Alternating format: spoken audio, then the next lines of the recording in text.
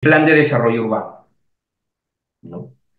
¿Qué tiene que ver el primer punto con lo que vamos a empezar a desarrollar?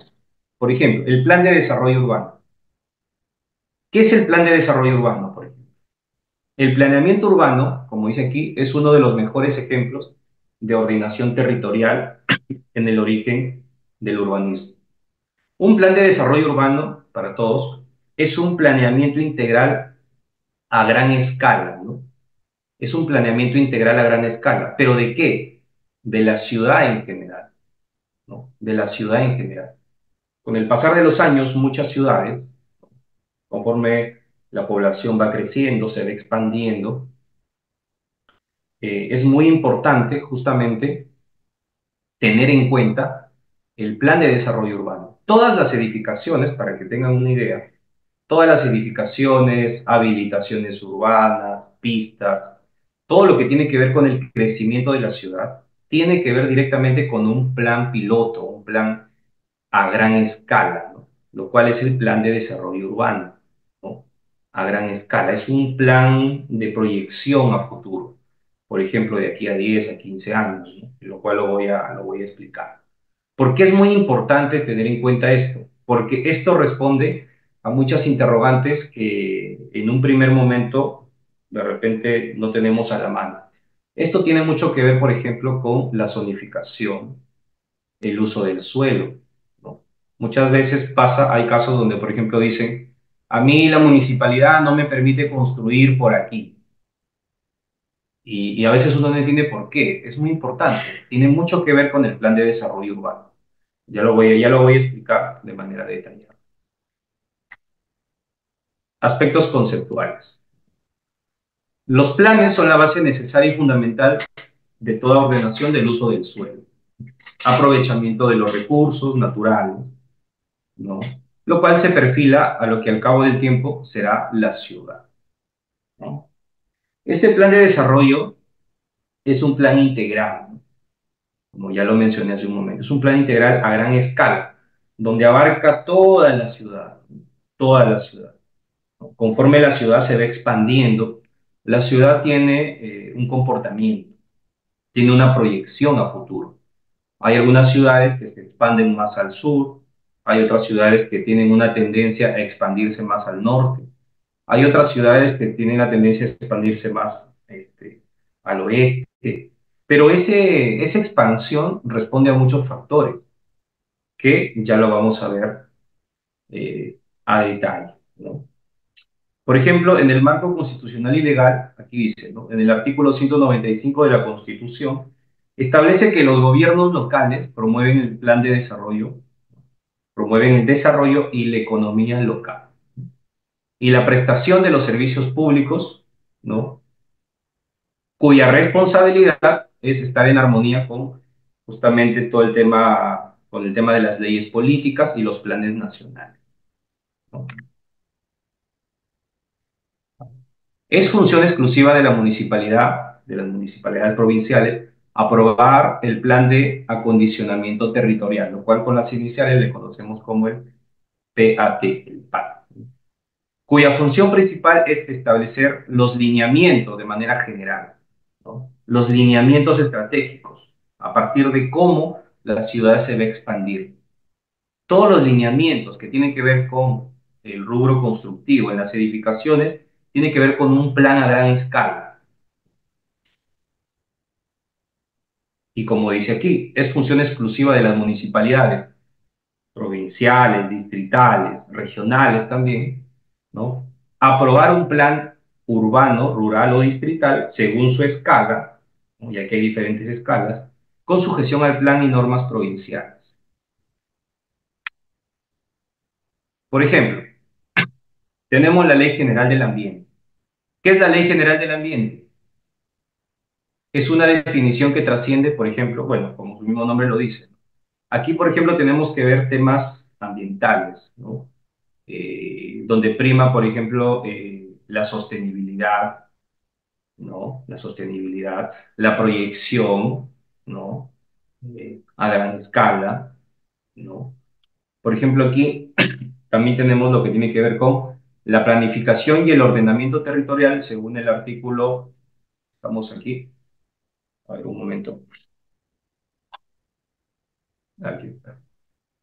El artículo 20 de la Ley General, ¿no?, del Ambiente, que tiene como finalidades complementar la planificación económica, social y ambiental con la dimensión territorial. Esto es muy importante tomar en cuenta, ¿no?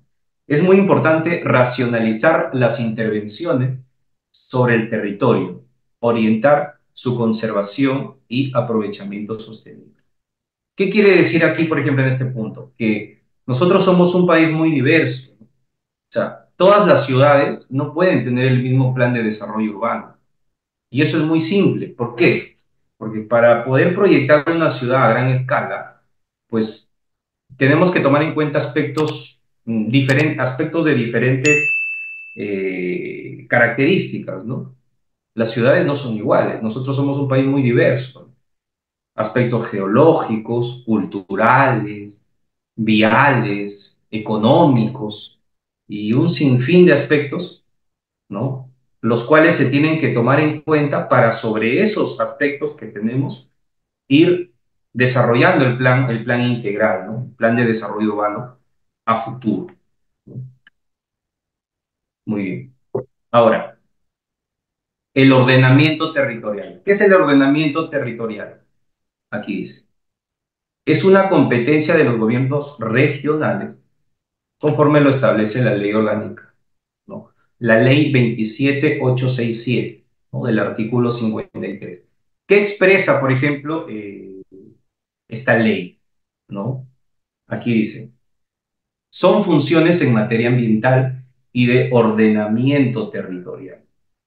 Formular, aprobar, ejecutar, evaluar, dirigir, controlar, por ejemplo, y administrar los planes y políticas en materia ambiental de ordenamiento territorial, en concordancia con los planes de los gobiernos. Luego tenemos el reglamento de acondicionamiento territorial y desarrollo urbano, por ejemplo. Aquí, por ejemplo, tenemos el desarrollo urbano sostenible, que es un aspecto que siempre va a ir en cuenta en todas las proyecciones de todas las ciudades, ¿no? El tema ambiental es algo fundamental para proyectar, ¿no?, para proyectar ciudades sostenibles a futuro, ¿no? Ahora, este reglamento, ¿qué tiene como aspectos a considerar? Por ejemplo, la falta de aprobación, la falta de aprobación de los planes de desarrollo urbano por los gobiernos, ojo, por los gobiernos locales, determina la concentración de la población en pocas ciudades del país y dispersión en la misma del área rural, ¿no?, debido a la variada geografía. Nuevamente, como lo mencioné hace un momento, ninguna ciudad es igual a otra. Todas las ciudades son distintas, ¿no? Tenemos ciudades que son, que tienen sus propias particularidades. Por ejemplo, la costa mayormente tiene la característica, al menos en la ciudad donde yo radico, que es Chiclayo, que es muy llano, ¿no? Aquí, por ejemplo, tenemos el problema de las lluvias. Cuando llueve, siempre todo se inunda, ¿no? ¿Por qué? Porque es una característica ya de nuestra ciudad, que todo es plano, todo es llano. ¿Y eso qué nos hace padecer?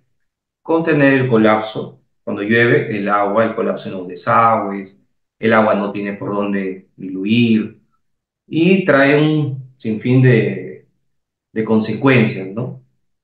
Que ya que siempre es un problema que nos aqueja ya hace bastante tiempo, ¿no? Ahora, aquí, los objetivos del reglamento, ¿cuáles son? Ocupación sostenible y racional del territorio, que es muy importante. La reducción de la vulnerabilidad ante desastres y prevención de riesgos y contingencias físico-ambientales. Por ejemplo, aquí es muy importante este punto. Muchas veces sucede que en muchas ciudades, ¿no?, cuando hay desastres naturales, ¿no?, Eh, y siempre se ve, ¿no?, que de repente el río arrasó con una cantidad de edificaciones, o de repente, pues, hubo fuertes lluvias, la madre naturaleza que es implacable. Pero, ¿qué tiene que ver este punto? Lo que pasa, chicos, es que todo plan de desarrollo urbano a gran escala, para nosotros proponer ese plan de desarrollo urbano a gran escala, justamente tomamos en cuenta todos estos puntos, ¿no? Lo que pasa es que también hay que tomar en cuenta que hay bastante informalidad al momento de construir, ¿no? Esto responde que, por ejemplo, porque es que, porque muchas veces suceden esos puntos, ¿no? Donde el río se arrasó con tantas viviendas. Lo que pasa es que primeramente no se debió construir cerca del río. Hay un reglamento donde dice que te tienes que separar una distancia determinada del río, se hace un análisis, cuál es su cauce máximo, hasta dónde llega el punto máximo de la inundación, a partir de ahí te tienes que separar tantos metros y recién puedes ejecutar una edificación en un área determinada, ¿no? Esto tiene que ver justamente con estos puntos. ¿Y qué pasa cuando se vulnera eso, no?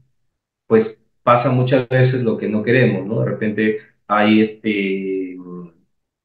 hay edificaciones que fueron afectadas por la ribera del río, el río se inundó, o de repente, ¿no? Por ejemplo, hay suelos que son muy inestables, ¿no? Hay suelos que de repente son muy vulnerables, hay suelos que tienen una capacidad portante muy limitada, que no son suelos aptos para la construcción, y sin embargo se construye en esa zona.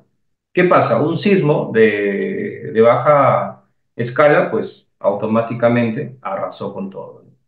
Y de repente otras edificaciones que o muchas veces se dice, ¿no? Tantas edificaciones colapsaron por el sismo y resulta que a otras edificaciones de, que no colapsaron,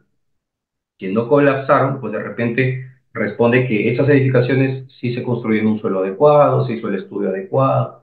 Entonces, son muchos factores a tomar en cuenta. Luego también tiene como reglamento, como objetivo, perdón, en este punto, promover la armonía con la propiedad e interés público social, que eso es muy importante, ¿no?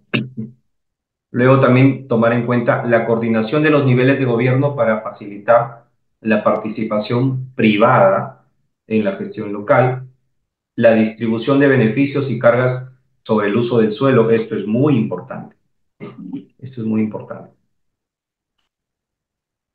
Lo que pasa, chicos, por ejemplo, aquí lo voy a explicar con este grado. Con el pasar de los años, ya cuando se tiene un plan de desarrollo urbano aprobado, bastante sustentado, a gran escala, eso responde a muchas interrogantes. Por ejemplo, digamos que este es un suelo urbano, y este es una zona industrial, por ejemplo. Así, ¿no? De manera general.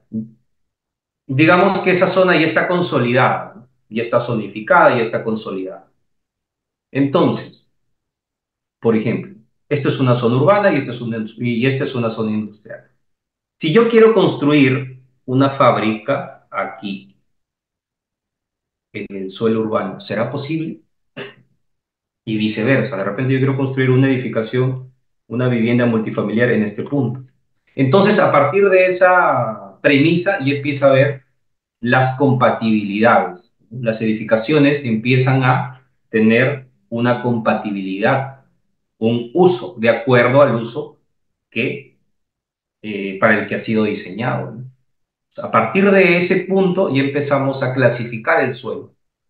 Por un lado tenemos la zona industrial, por el otro lado tenemos la zona urbana, por acá tenemos la zona de patrimonio, y así sucesivamente. Pero ¿eso qué responde?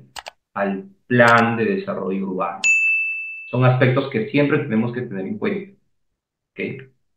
Para obtener acceso a nuestro curso completo, más material, visita nuestra página web www.encap.edu.p.